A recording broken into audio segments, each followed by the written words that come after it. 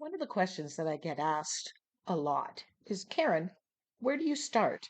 Do you know what you're creating when you sit down? Where do you get inspiration from? How do you know what you're going to create? When I don't know what I want to create, but I know I want to create, I grab for my prompt cards. These are my 100 pick a prompt cards.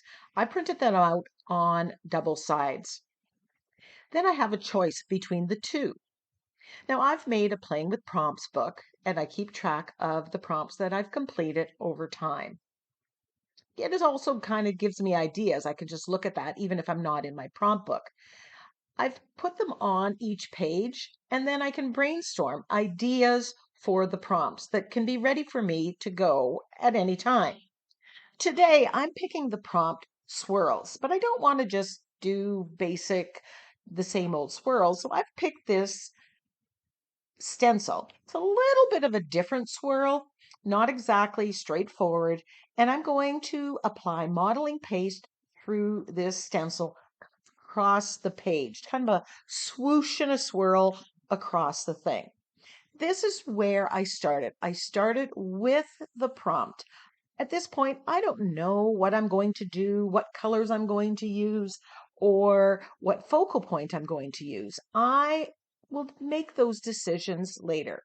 The key with starting, whether you start with a prompt like I did today to get you out of that, I don't know what to create. The goal is to start. You need to take one step forward and then make the next decision after.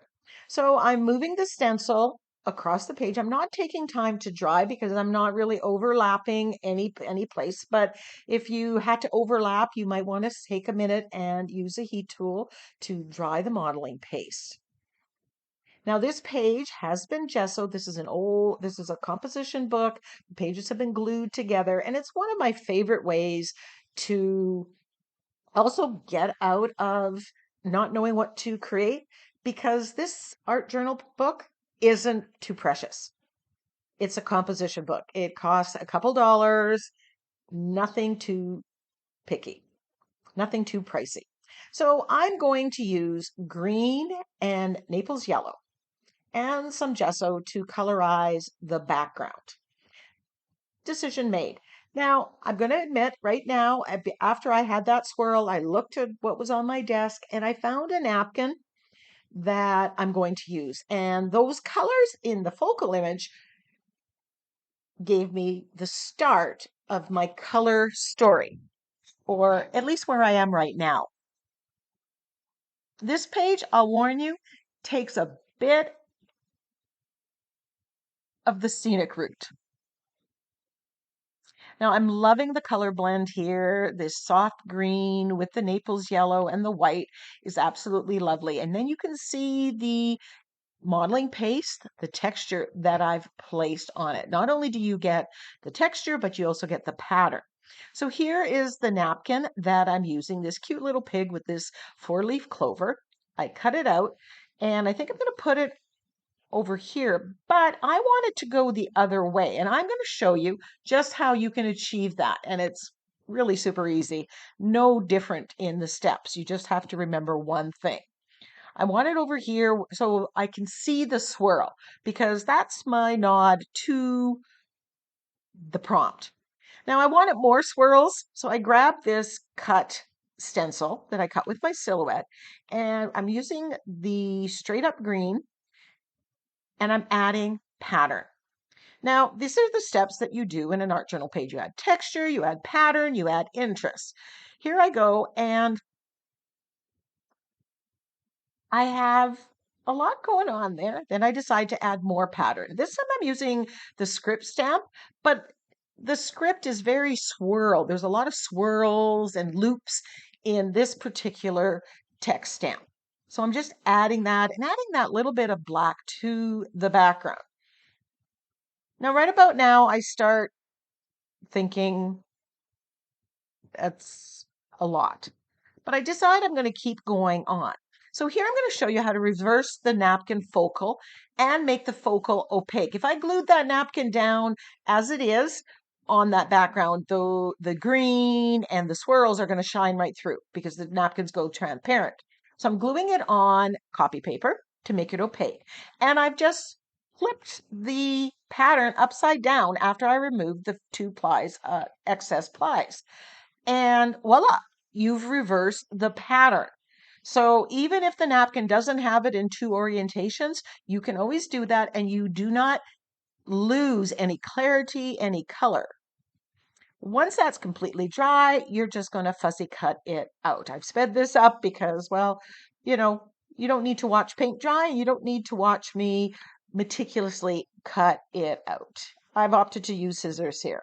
So I put it on here and it's getting, the background's a little too busy. So now I'm trying to solve the problem and I'm going to knock back some of that, those swirls, some of that script. And I'm just taking a combination of the Naples yellow and some white gesso and going over it. It's just going to push those elements back so that the focal image can be front and center. I'm trying to improve it.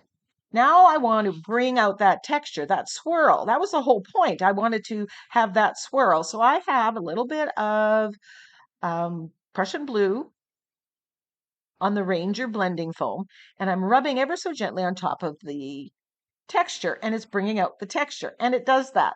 But now that the texture is brought out with the swirls that I put in the background and the script, there's an awful lot going on in that background. And I'm not happy.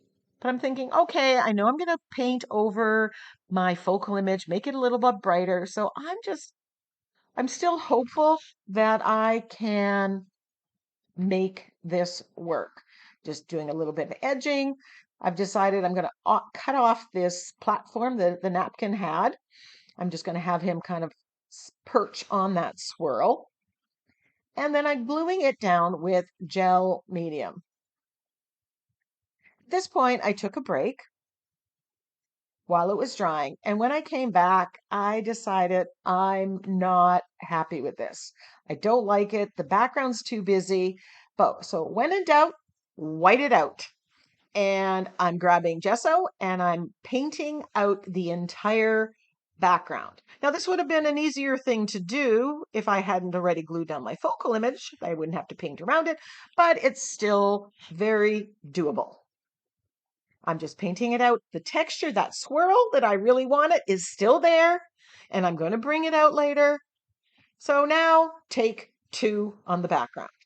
This time, again, I took colors from the napkin. So I'm going to use the Naples yellow with some quinacridone magenta. I'm blending it for the top, and I'm kind of doing not really an ombre, but kind of three colors. So here's the Naples yellow by itself, and it's blended with the quinacridone magenta going up. And then on the bottom, I'm doing the green. So I've got three colors in the background. All the colors are coming from the napkin. I'm just adding a little bit more pink there. And I'm liking this look a whole lot better. Now I want to learn from my mistakes. The swirl that I used was too large scale, and the color I used, the green, was too stark. So here I'm using a smaller swirl.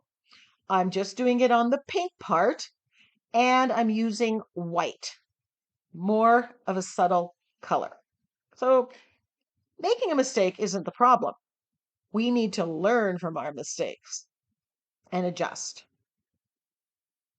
And, just because I had to redo this page isn't a bad thing. I got to spend more time creating in my studio.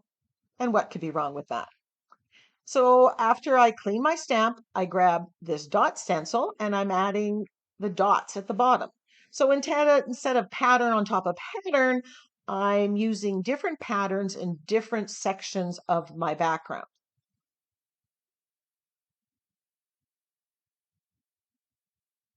And I'm really liking that look.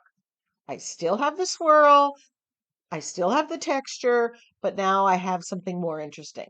I wanted to add a little bit of script, but again, I went smaller scale script and just on the pink side. I wanted to bring the pink down to the grass, so I grabbed this flower stencil and just putting some pink flowers in the grass, tying my entire page together.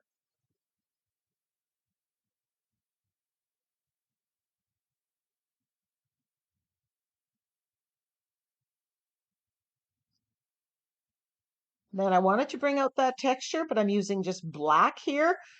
This wasn't necessarily the greatest move. It's creating a shadow on there, and I'm going to have to fix that. It kind of got a little bit more dirty than what I wanted it to be. And I wanted to brighten and whiten it. So I put the stencil back on using white acrylic paint. I'm whitening out that swirl. I want that swirl to be predominant. I need a swirl on here to go with my prompt. So while I started with the prompt, it kind of gave me the hardest time. My point is, when you make a decision, if it's not the right one, there's always a way of fixing it. Now I am a little happy. I do continue to work on it. Here I'm just colorizing the focal image. I'm overpainting on the napkin. Really important, when I glued it down with my matte medium, I put the matte medium on top to seal the napkin. That allows me to overpaint without it wicking out and looking horrible.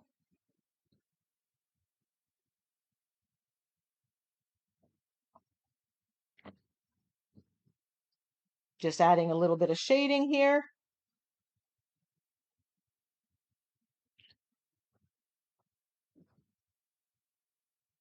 Bringing out the pig. And as I'm doing this, I'm deciding, do I like the swirls? Is that white enough? Is it bright enough? What else do I need to add? These are the finishing details. Just adding some gesso, highlights, lowlights. Making my focal image look like it's painted, not glued on. Now I've got some green paint and I'm just going to paint the stem of this 4-leaf clover. I just thin the paint and then use my fine line brush, fine liner. I found some quotes about being lucky and I decided to use this one, be your own lucky charm. Thought it kind of fit this whimsical napkin. Cut off any excess, and then I'm going to glue that down with my fluid matte medium.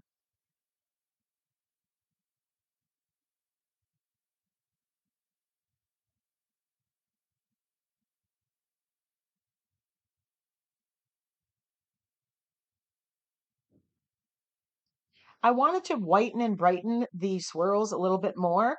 So instead of putting the stencil on, this time I just grabbed my fine line brush, I thinned my white paint, and I'm just painting on top of it. You could also use your fine line applicator and paint on top of that. And now that black that I tried to bring out the texture has faded, and the white and the bright is what I see. It's a look I like much better.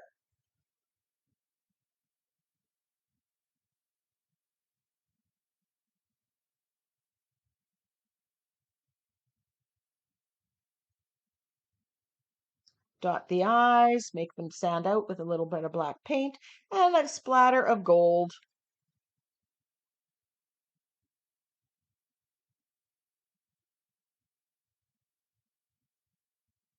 As promised, a lot of twists and turns, a lot of redoing and rethinking. Some outline the sentiment, and then I'm just outlining the page, kind of sketchy line.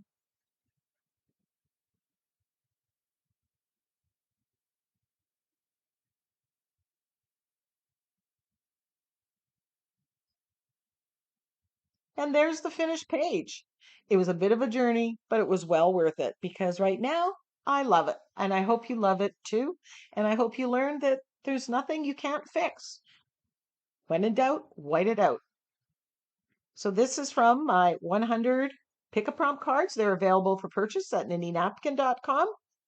And as is this beautiful napkin. Until next time, go get creative.